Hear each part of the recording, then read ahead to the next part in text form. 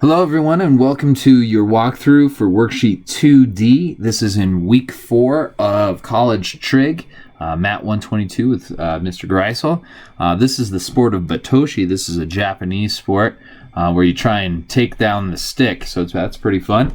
Okay, so on this worksheet, what we're talking all about is the unit circle. So if you don't have a copy of the unit circle handy already, you might want to print one out, or you could write it down by hand. That's a nice exercise. It'll help you see some of the patterns. In years past, this was their trail marker that they had to do, was fill out one of these from being completely blank all the way, having all of the different measurements on there, super accurate. So we're going to be using this unit circle a lot today to answer a bunch of these different questions, okay? So the first 6 problems, I'm going to show you all of the first 6 because I think they all have something useful on them. So it says, sketch the reference triangle and find the reference angle A for each of the situations. So a reference triangle will always have one of its legs on the x-axis. That's the first key to a reference triangle. The other thing is that the reference angle, when you're all done, should be a positive thing.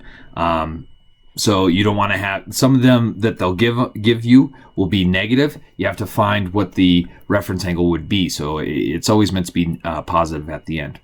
Okay, so for the first one, very simple. We're just going to swing up 60 degrees, draw a triangle, and that's done. That one's really easy. Number 2, it says negative pi divided by 4. So this is in radians. So pi divided by 4 usually goes up a quarter of a pi. But since it's negative, it goes down.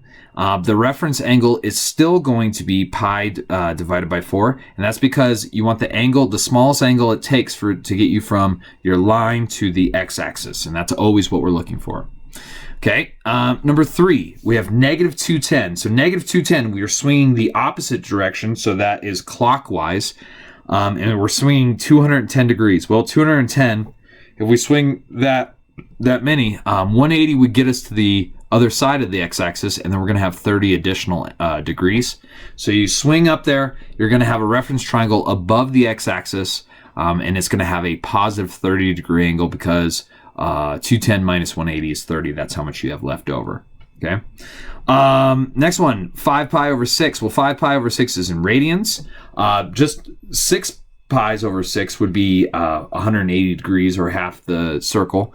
So 5 pi over 6, to make up the rest of that angle, or what we would have left over in black, is just that last sixth of a pi. So we had 5 pi's over 6 to get us there, and then that last sixth of a pi to finish the circle. So that's how I got the reference angle of pi divided by 6.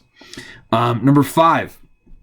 This is negative 5/4. So 5/4 is more than 1. So we're going more than 1 pi in the negative direction. So that additional fourth is how much beyond the pi that we're going. So in this case, our reference angle is going to be pi over 4, or 1/4 of a pi.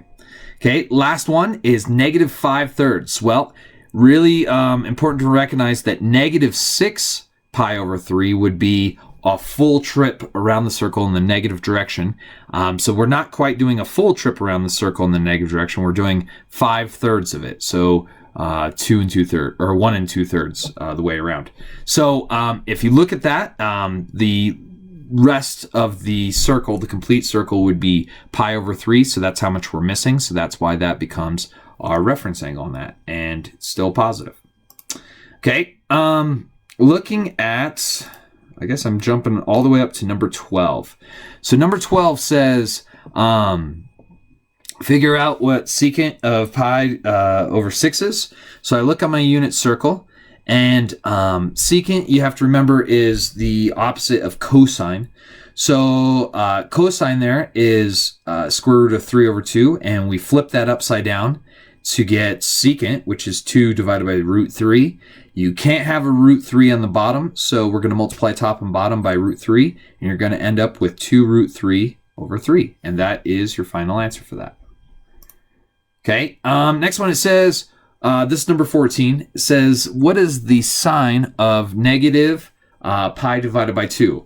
Well, that's half a pi. A full pi would get you to the 180, but this is half of that, and it's going in the negative direction. So we're swinging clockwise, or we're swinging down.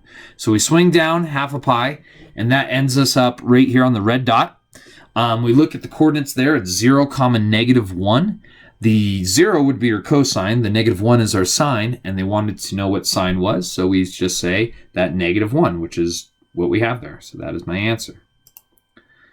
Okay, number 19 is a really good question. It says, find the exact values for all the angles between 0 and 360 degrees. So we're going to be talking about degrees, not radians on this one. For which sine of the angle is -√3/2.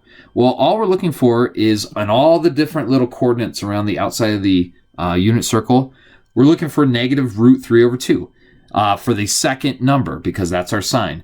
So, it's a half, it's √2/2, it's √3/2, it's √3/2, √2/2, half, 0, -1/2, -√2/2, and then we end up with -√3/2. That happens twice. It happens once at 240 degrees, and then the other one it happens at is 300 degrees. So a lot of these ones that you'll get will have two answers. It's not a requirement, but it happens a lot. Okay, so that is it for all the ones I'm going to go over. The worksheet, isn't the hardest thing in the world, but if you get stuck for any reason or have a question, feel free to email me. Make sure you're checking out my answer keys on Schoology. I think I did a pretty good job showing my work for all these, so hopefully that sorts you out. All right, like I said, let me know if you have questions, and have a nice day.